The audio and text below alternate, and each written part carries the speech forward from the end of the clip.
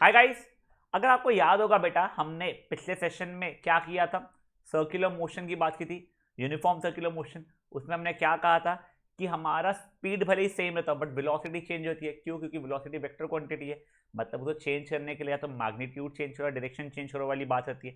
Circular motion में ये होता है मैग्नीट्यूड भले ही सेम है हमारा बट डायरेक्शन हर पॉइंट पे चेंज होता है, तो वेलोसिटी चेंज हो जाती है। अगर वेलोसिटी चेंज हो रही है मतलब एक्सेलरेशन होगा। अगर एक्सेलरेशन है मतलब फोर्स लग रहा होगा एक सर्कुलर मोशन में। सर्कुलर मोशन में पूरे समय पे कौन सा फोर्स लगता है? सेंट्रीपिटल फोर्स लगता है, मतलब सेंटर स्पीकिंग फोर्स लगता है। ये चीज आप लोगों को याद है ना बेटा? वो फिर हम लोगों ने क्या देखा था, उसके अंदर अगर फोर्स लगना बंद हो जाए, पत्थर गोल गोल घुमा देते हैं, अगर फोर्स लगना बंद हो गया तो पत्थर सीधा टैंजेंशियल डायरेक्शन में चल जाएगा। मतलब डायरेक्शन ऑफ वेलोसिटी क्या रहती है हमारी, कहते टैंजेंशियल रहती है, बट वेलोसिटी ऑफ एक्सेलरेशन क्या रहता है, वो direction of velocity of force रहेगा। फोर्स सेंटर में लग रहा था, एक्सेलरेशन भी सेंटर में रहता है। फिर मैंने आपको एक थ्योरम बताया था जिससे हमें पता चला था कि एक्सेलरेशन और वेलोसिटी हमारे परपेंडिकुलर हो रहे हैं यहाँ पे। क्यों? क्योंकि बेटा रेडियस और टैंजेंट परपेंडिकुलर होते हैं पॉइंट ऑफ कॉन्टैक्ट पे, ये अपन 10th में सीखते हैं। फिर आप लोगों ने क्या देखा था बेटा, देखो फोर्स और direction of motion same direction में नहीं है, ना ही अपोजिट में, म्यूचुअली परपेंडिकुलर है। इस कारण से उसका सिर्फ सर्कुलर मोशन हुआ जा रहा है, उसकी स्पीड कम या ज्यादा नहीं हो रही है। सेम डायरेक्शन में जो स्पीड बढ़ती थी, अपोजिट में होता था स्पीड घटता था। परपेंडिकुलर था, सिर्फ उसका डायरेक्शन में चेंजेस लाते रहेगा, स्पीड के मैग्नीट्यूड में चेंज हो नहीं लाएगा। यहां तक कि आपको याद है बेटा ये सब चीजें? चलिए, फिर हम लोगों ने इसी के थ्रू ये भी समझा था कि इसी कारण से बेटा हमारे अर्थ के अराउंड मून गोल गोल गोल घूमता है। अर्थ सेंट्रीपिटल फोर्स लगाता है उस पर ग्रेविटेशन के थ्रू, और उसी रीजन के कारण सब प्लैनेट सन के अराउंड गोल गोल घूमते हैं। क्यों? बेटा सन लगाता है अपना ग्रेविटेशन पुल यानी सेंट्रीपिटल फोर्स, इसलिए गोल गोल घूमते हैं। एक भी मोमेंट ऐसा आया जहां पे ये अपना ग्रेविटेशन पुल चले गया, मे बी अर्थ का ग्रेविटेशन पुल चले गया, तो मून सीधा सीधा निकल जाएगा, और वो अगर सन का निकल गया तो पूरे प्लैनेट्स सीधे सीधे डायरेक्शन में निकल जाएंगे। ठीक है। अब बेटा आप लोगों ने बचपन से कहानी सुनी हुई है कि न्यूटन ने अपने लॉस कहाँ से लाए, न्यूटन ने अपने लॉस कहाँ से लाए, कि वो झाड़ के नीचे सोया हुआ था, उसके सर पे एक एप्पल गिरा, तब उसे क्लिक हुआ अरे ये एप्पल नीचे गिर रहा है। उसी थोड़ी सी बात कर लेते बेटा। देखो, अब आप लोग ना न्यूटन के बारे में बात कर ही रहो।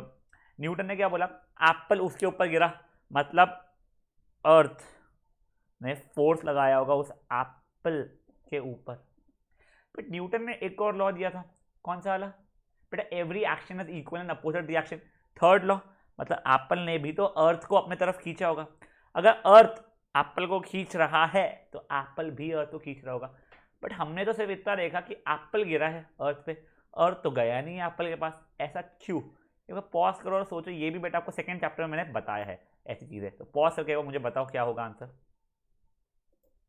चलिए, जिन बच्चों ने मास से रिलेट किया है बिल्कुल सही बोल रहे हो बेटा। देखो, आपको याद है ना फोर्स की वैल्यू होती है मास इनटू एक्सेलरेशन। तो देखो, अगर force of earth on apple कुछ है तो वो equal to force of apple on earth होगा, बस विद नेगेटिव साइन। क्यू? डायरेक्शन अपोजिट होगा। बेटा यहाँ पे जिसका मास ज़्यादा रहेगा उसका एक्सेलरेशन कम रहता है, हम जानते हैं। तो अपना मास ऑफ अर्थ ज़्यादा है मास ऑफ एप्पल से, उसका आंसर एक्सेलरेशन ऑफ अर्थ कम रहेगा एक्सेलरेशन ऑफ एप्पल से। ज़्यादा देखा जाए तो मास ऑफ अर्थ बहुत ज़्यादा है, इसी कारण से एक्सेलरेशन ऑफ अर्थ बहुत कम है।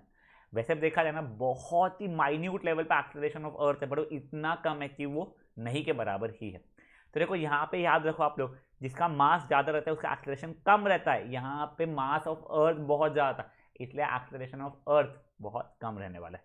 ये चीज़ भी आप लोगों ने सेकेंड चैप्टर में देख चुकी थी। ठीक है, तो वही चीज़ बच्चा लोग यहाँ पे दिया हुआ है कि थर्ड लॉ लगा तो अर्थ भी एप्पल की तरफ गिरना चाहिए था, बट हमें विजिबल नहीं था। क्यों? सेकेंड लॉ के कारण हमें ये पता है अगर फोर्स कांस्टेंट है तो मास और एक्सेलरेशन इन्वर्सली कांस्टेंट रहते हैं। फोर्स तो अपना कांस्टेंट है ही, ठीक है, तो मास बढ़ता है तो एक्सेलरेशन घटता है, और मास घटता है एक्सेलरेशन बढ़ता है। देखिए मास ऑफ अर्थ क्योंकि बहुत ज़्यादा है मास ऑफ एप्पल से, इसलिए एक्सेलरेशन ऑफ अर्थ बहुत कम है एक्सेलरेशन ऑफ एप्पल से। ये सीन चलता है। इसी कारण से बेटा सेम वैसा देखा जाए तो हमारा अर्थ वगैरह भी इसके ऊपर नहीं गिरते हुए रहेंगे। ठीक है, वैसे ये तो ये रीज़न यहाँ पे हटा दीजिए आप लोग, वो अपन लोग यहाँ पे ऊपर देख चुके हैं। Fair enough. अब बेटा देखो, उसने ना और सोचना शुरू किया कि यार सिर्फ एप्पल ही अर्थ की तरफ नहीं गिरता है, कोई और ऑब्जेक्ट छोड़ू तो वो भी अर्थ की तरफ गिर रहा है मेरा।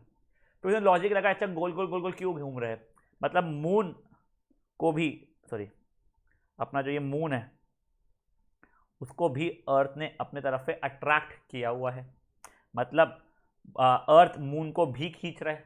फिर सोचा अरे भाई सन के तरफ भी तो हमारे अर्थ या फिर बचे हुए प्लैनेट्स अट्रैक्ट हो रहे हैं। तो बेसिकली फिर लॉजिक लगा अच्छा ये कुछ अर्थ को करने से कुछ भी नहीं है, रादर कोई भी दो ऑब्जेक्ट्स अगर मैं देखूंगा तो वो दोनों एक दूसरे को अट्रैक्ट कर ही रहे हैं। देखो वापस समझाता हूँ। उसने जब एप्पल अर्थ पे गिरा, ठीक है, तो उसने बोला अर्थ किसको अट्रैक्ट कर रहा है, एप्पल को कर रहा है। फिर रादर उसे क्लिक को सिर्फ एप्पल को ही नहीं, एनीथिंग ऑन अर्थ को कर रहा है वो। फिर क्लिक हुआ सिर्फ ऑन अर्थ की जरूरत नहीं है, चले तो अपने मून को भी खींच रखा है, तभी तो मून अपने गोल गोल घूम रहा है। फिर तो क्लिक हुआ अरे यार सिर्फ अर्थ नहीं कर रहा है, सन भी तो अर्थ को कर रहा है, रादर वो बचे हुए प्लैनेट्स को भी कर रहा है। बचे प्लैनेट्स भी उसके ऊपर जो सैटेलाइट्स थे आर्टिफिशियल सैटेलाइट्स उनको कर रहे हैं बेटा, आर्टिफिशियल नेशनल सैटेलाइट सॉरी, ठीक है। तो उससे उसे तब क्लिक हुआ कि ऐसा नहीं कि सिर्फ अर्थ ही सबको खींच रहा है, रादर एनी टू ऑब्जेक्ट्स अगर है वो एग्जिस्ट करते हैं तो इन दोनों के बीच में एक फोर्स ऑफ अट्रैक्शन रहने वाला है। इसी के थ्रू उसने एक नया अपना लॉ दिया जिसे बोलते हैं यूनिवर्सल लॉ ऑफ ग्रेविटेशन। क्या देते हैं बोलते हैं बेटा इसे हम लोग, इसे बोलते हैं यूनिवर्सल लॉ ऑफ ग्रेविटेशन।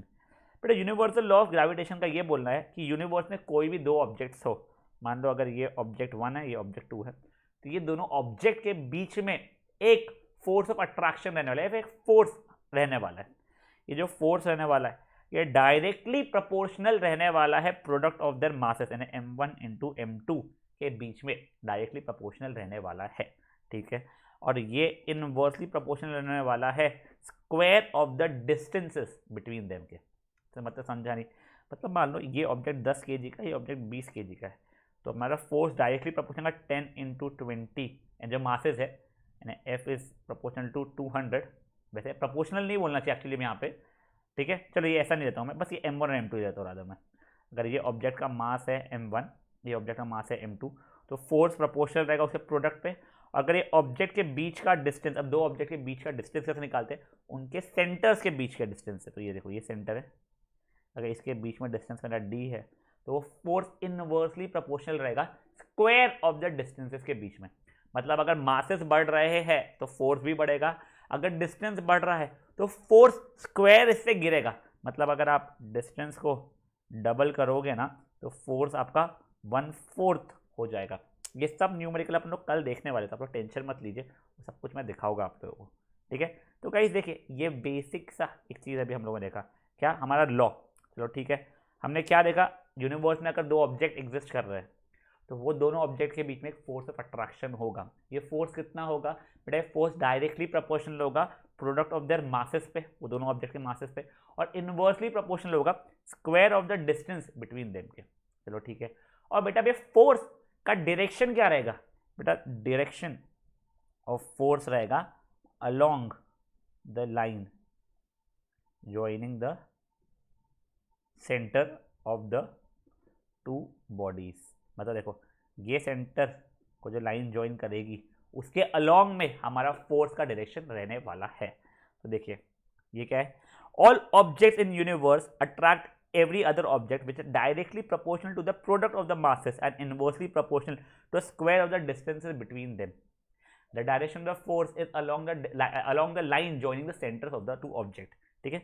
तो बेटा आपको कभी अगर यूनिवर्सल लॉ ऑफ ग्रेविटेशन को स्टेट करने के लिए आ गया तो आपको पूरा का पूरा लिखना पड़ेगा जितना यहाँ पे लिखा हुआ है। क्या लिखा हुआ है बेटा, all objects in universe attract every other object which is directly proportional to the product of the masses of the two objects and inversely proportional to the square of the distances between the two objects.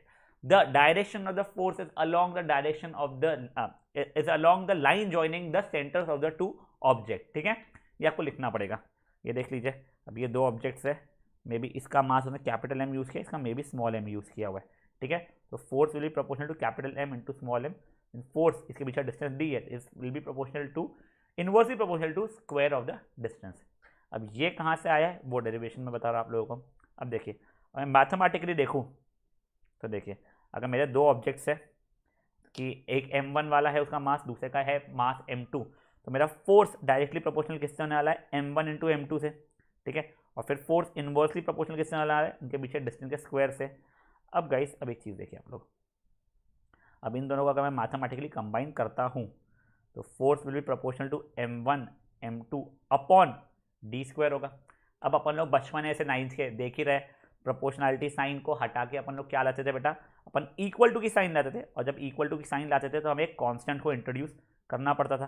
तो वही चीज़ बच्चा लोग मैं यहाँ कर रहा हूँ। देखिए एफ प्रोपोर्शनैलिटी हट गई, इक्वल टू हो गई ये m1 m2 by D square, और यहाँ पे मैंने कैपिटल G लाया है। क्या लाया बेटा, मैंने कैपिटल G लाया है।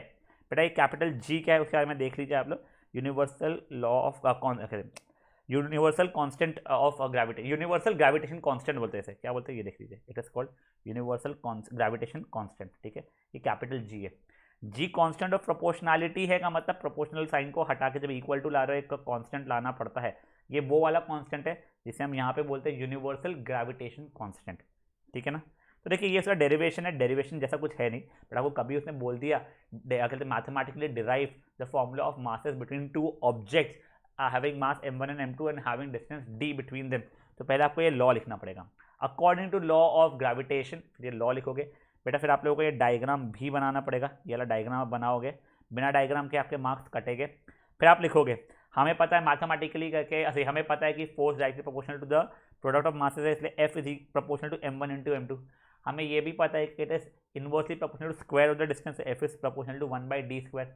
दोनों को कंबाइन करोगे तो ये आएगा, प्रोपोर्शनलिटी की साइन हटा के इक्वल टू लाओगे, कांस्टेंट G लाना पड़ेगा, तो F is equal to G m1 m2 by D square.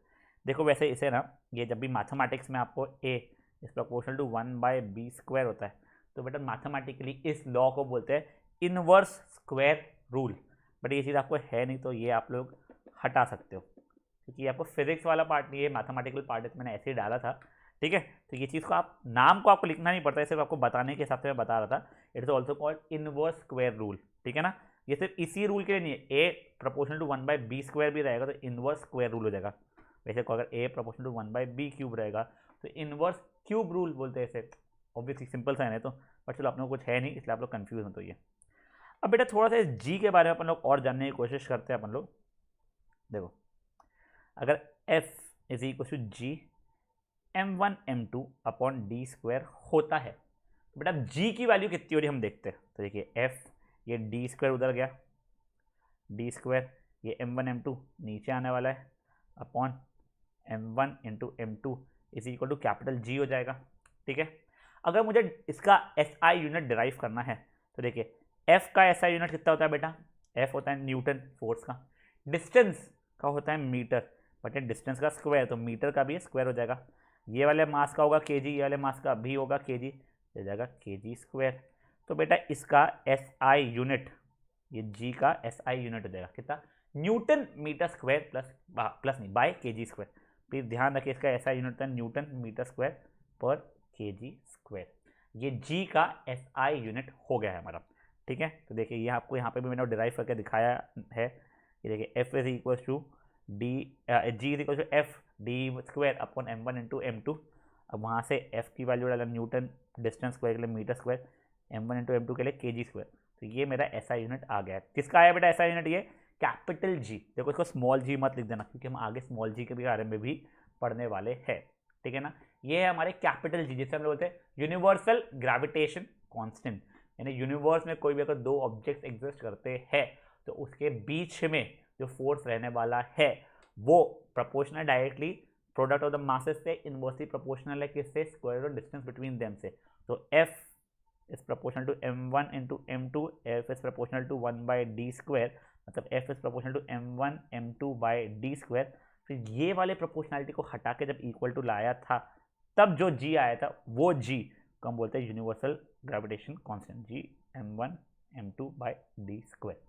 और इस G का SI यूनिट क्या होता है, न्यूटन मीटर स्क्वायर पर kg स्क्वायर। फिर आपको 1 मार्क पे टिक मारने के लिए आ सकता है, या फिर इन द ब्लैंक से फॉर्मेट में आ सकता है, कोई भी फॉर्मेट में आ सकता है। तो इसलिए प्लीज गाइस आप लोग ये चीज़ समझ लीजिए SI यूनिट क्या है। अब बेटा अपन लोग G का थोड़ा मैथमेटिकल मीनिंग समझने की कोशिश करते हैं। देखिए हमने अभी देखा G की वैल्यू कितनी होती है, F D square upon m1 m2। अगर मैं मान लूँ मेरे दो ऑब्जेक्ट्स जो है वो उसमें कम दोनों का मासेस बेटा मेरा 1 kg है। ठीक है, और उनके सेंटर्स के बीच का डिस्टेंस मेरा 1 मीटर अगर है, तो देखिए G की वैल्यू कितनी है, G is equal to F 1 metre तक है, यानी 1 का स्क्वायर अपॉन मासेस क्या था मेरे 1 kg, तो 1 इंटू 1। तो वैसे G की वैल्यू F के बराबर हो जाएगी। बेटा ये मैंने इसलिए बताया क्योंकि यहाँ से डेफिनेशन आता है। डेफिनेशन क्या होता है? Universal gravitation constant is numerically equal to that value of force when the two objects are of masses 1 kg and the distance between them is 1 metre. देखिए वापस समझाता हूँ आप लोगों को। अगर आप लोगों को डिफाइन जी आ गया, ठीक है, G is numerically equal to force of gravitation which exist between two bodies of unit masses या फिर of 1 kg each kept at a unit distance, मतलब डिस्टेंस 1 मीटर अगर है फ्रॉम ईच अदर। तो देखिए मतलब क्या है, क्योंकि जी की वैल्यू बेटा मेरी F D square M one into M two है। अगर ये वैल्यूज डाल रहा हूँ मैं डेफिनेशन के हिसाब से, तो जी इज इक्वल टू एफ 1 का स्क्वायर अपन 1 इंटू 1 रहेगा, मतलब जी की वैल्यू एफ के बराबर हो जाएगी। तो यही बेटा उसका डेफिनेशन हो जाता है क्या? G is numerically equal to force existing between two objects of unit masses and having a distance of 1 metre between their centres. देखिए न्यूमेरिकली दोनों इक्वल हो रहे हैं। सब न्यूमेरिकली इक्वल क्यों बोल रहे हो बेटा? न्यूमेरिकली इसलिए इक्वल बोलना जरूरी है। पहली बात तो ये चीज समझिए आप लोग, बेटा 1 kg और 1 लीटर दो इक्वल यूनिट्स नहीं है, बट ये न्यूमेरिकली इक्वल है। इनका यूनिट ये वाला भूल जाओ ना, तो न्यूमेरिकली इक्वल है। तो वैसे 1g और 1f वैसे इक्वल चीज़ें नहीं है, क्योंकि 1g का ऐसा यूनिट क्या होता है? न्यूटन मीटर स्क्वायर पर केजी स्क्वायर, और ये कहता है 1 न्यूटन होगा। तो ये दोनों न्यूमेरिकली इक्वल है, वैसे इक्वल नहीं है। ये देखो, ये अगर हटा दो इनके यूनिट्स तो ये देखो 1 और 1 के बराबर है। इसीलिए इसे हम लोग बोलते हैं कि दे आर न्यूमेरिकली इक्वल। ये चीज़ आप लोग समझ लीजिए बेटा। अपन 10th में भी ऐसे कई सारे कांस्टेंट ऑफ प्रोपोर्शंस के अपन डेफिनेशंस देखने वाले हैं। तो गाइस एक बार छोटा सा इसका क्विक रिविजन मैं आप लोगों को दे रहा हूँ। क्या हुआ है बेटा? देखो हम लोगों ने यूनिवर्सल लॉ ऑफ ग्रेविटेशन देखा, जिसमें हमने देखा यूनिवर्स में कोई भी दो ऑब्जेक्ट्स अगर एग्जिस्ट करते हैं तो उनके बीच में एक फोर्स रहता है, फोर्स ऑफ अट्रैक्शन रहता है। वो डायरेक्टली प्रोपोर्शनल रहता है प्रोडक्ट ऑफ द मासेस के बीच में, एंड इनवर्सली प्रोपोर्शनल होता है square of the distances between them. और साथ ही साथ में बेटा इसका डायरेक्शन ऑफ फोर्स क्या आता है? It is along the line joining the centres of the two object. तो F is proportional to m1 into m2, F is inversely proportional in F is proportional 1 by D square, मतलब F is proportional to m1 m2 by D square हुआ। Proportionality sign हटाया तो मैंने लाया constant equal to and constant, तो F is equal to G m1 m2 by D square हो गया, जहाँ पे G मेरा यूनिवर्सल ग्रेविटेशन कांस्टेंट होता है। मैं G की वैल्यू देखो तो वो होती है F D square upon m1 m2 हो जाएगी। वो तो इधर उधर आप तामझाम करके ला सकते हो। SI यूनिट इसकी होती है न्यूटन मीटर स्क्वायर पर केजी स्क्वायर, ठीक है। इसका अगर मुझे डिफाइन जी आ गया यूनिवर्सल ग्रेविटेशन कांस्टेंट, तो उसका डेफिनेशन क्या लिखूंगा बच्चा? मैं उसका डेफिनेशन बड़ा सिंपल सा लिखूंगा कि it is numerically equal to force acting between two objects of unit masses having a distance of 1 metre between them, ठीक है। ये हो गया। अब बेटा देखो, अब इसकी एक्चुअल में वैल्यू कितनी होती है? तो ये दी हुई आपको 6.673 इंटू 10 की पावर माइनस 11 कितनी है? 6.673 इंटू 10 की power minus 11 newton metre square पर केजी स्क्वायर। बेटा ये वैल्यू ना हमें हेनरी कैवेंडिश जो साइंटिस्ट थे उन्होंने ढूंढ के लाई थी। अब वो कैसे लाई थी पता नहीं, ऐसा दिया गया कुछ यूजिंग सेंसिटिव बैलेंसेस, बट हमें इसकी इतनी मगजमारी करनी नहीं है। तो अब हमें जी की वैल्यू भी पता चल गई है। Fair enough. अब देखो गाइस, अब जो पहला क्वेश्चन मेरे दिमाग में आया होता अगर मैं को कोई कंसेप्ट पढ़ाता रहता कि सर अगर आप ये बोल रहे हो यूनिवर्स में कोई भी दो ऑब्जेक्ट्स है तो उन दोनों के जो फोर्स ऑफ अट्रैक्शन होने ही वाला है, मतलब मैं बैठा हूँ मेरे सामने कोई और खड़ा है, तो हम लोग ऐसा अट्रैक्ट हो जाना चाहिए थे। चलो देखते हैं। चलो मान लो मैं हूँ, मेरा मास m1 है, मान लेते अभी के लिए 100 kg है, ठीक है। मैं सिर्फ कैलकुलेशन ईजी बनाने के लिए मान रहा हूँ। दूसरा कोई m2 बंदा है जिसका मास m2 है कि बंदा है, उसका कितना कुछ मे बी 50 kg अपन मास मान लेते हैं। हम दोनों के बीच का डिस्टेंस कुछ अप्रोक्सीमेटली 1 मीटर मान लेते हैं, ठीक है। अब देखते हैं हमारे बीच में फोर्स कितना होगा। Force G m1 m2 by D square होगा। अब वैल्यूज डाल रहा हूँ 6.673 इंटू 10 की पावर माइनस 11, ये जी की वैल्यू m1 है 100 kg, देखो सब कुछ ऐसा यूनिट में लिखा है। ये हो गया मेरा 50 kg अपॉन डी का स्क्वायर मतलब 1 का स्क्वायर। बेसिकली कितना हो गया बेटा मेरा 6.673 इंटू 10 की पावर माइनस 11 इंटू 5000। तो 5000 के तीनों जीरोस को यहाँ पे मैं कवर कर देता हूँ मैं, तो ये हो जाएगा 6.673 यानी कि 6673 इंटू 5 इंटू 10 की पावर -11, ठीक है। अब मल्टीप्लाई कर देते देखो, 6673 into 5, 15 plus 135, 36 plus 333 plus 333, answer है 33365 इंटू 10 की पावर -11। अब देखो 10 की पावर -11 है, 9th में सीखे अपन इसे सॉल्व करते हैं, 1 2 3 4 5, ये देखें तो इसकी वैल्यू वैसे कितनी हो रही है 0.123456 न्यूटन। देखो कितना कम फोर्स ऑफ अट्रैक्शन है हम दोनों के बीच में। ये तो बेटा हमारा मोमेंट ऑफ इनर्शिया ही रोक लेगा उसे, हमारे बीच में इनर्शिया भी रहता है ना, हमारा आलस, कि उतना फोर्स आपको देना पड़ेगा तभी हमारा आलस ओवरकम होगा, यही कर लेगा। देखो अगर इनर्शिया नहीं है मतलब एयर रेजिस्टेंस कुछ भी नहीं है, ग्राउंड रेजिस्टेंस भी नहीं है, मतलब बिल्कुल ही एक फ्रिक्शनलेस रखा हुआ है मैंने, क्या फ्लोर, उसके ऊपर दो ऑब्जेक्ट्स रखे हैं मैंने, ये 100 kg वाले एंड 50 kg वाले, बीच का डिस्टेंस बेटा मेरा 1 मीटर अगर है, और यहाँ पे एयर भी नहीं है एयर रेजिस्टेंस के लिए, देखो कितना कम फोर्स लग रहा है। तो सोचो कितना धीरे धीरे धीरे धीरे धीरे धीरे उनका एक्सेलरेशन कितना कम होगा। देखो फोर्स अगर आपका 0.000003 है, मास आपका 100 kg है, तो एक्सेलरेशन सोचो और कितना कम होगा। सोचो एक्सेलरेशन तो आपका 0.0000 ऐसा कुछ नहीं, रुक जाओ, हाँ ये देखो force is mass into acceleration, तो ये डिवाइड बाय 100 और होगा, तो 1 2 3 4 5 6 7 8 3 3 3 6 5 एक्सेलरेशन मीटर पर सेकेंड स्क्वायर। देखो ये एक्सेलरेशन कितना कम होने वाला है इसका, उसके आसपास ही इसका भी होगा एक्सेलरेशन। सोचो इतना कम अगर एक्सेलरेशन है तो बेसिकली बॉडीज मूव होते हुए आपको दिखेगी नहीं, बड़ा जमाने लग जाएंगे दोनों ऑब्जेक्ट्स आके छूने में, समझा। क्योंकि हमारी जी की वैल्यू इतनी फुद्दू सी छोटी सी है, इसलिए हम जैसे जो लोग हैं जिनका वजन कम है अनफॉर्चुनेटली वो दोनों एक दूसरे से अट्रैक्ट नहीं होते हैं।